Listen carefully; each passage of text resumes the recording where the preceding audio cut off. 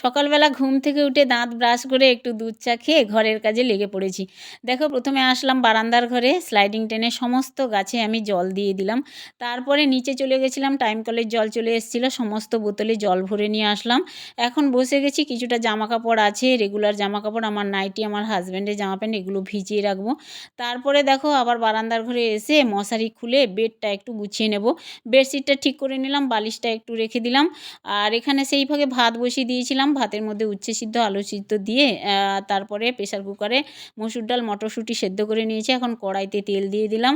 বেগুনের মধ্যে হলুদের গুঁড়ো, লঙ্কার গুঁড়ো, লবণ মাখিয়ে রেখেছিলাম। বেগুনগুলো এপিট ওপিট করে তেলে লাল লাল করে ভেজে নেব। আর এখন ডালটা ফোড়নে দেব। কারি পাতা দিয়ে দিয়েছি, কারি পাতা দিয়ে ডালটা ফোড়নে দিয়ে দিলাম।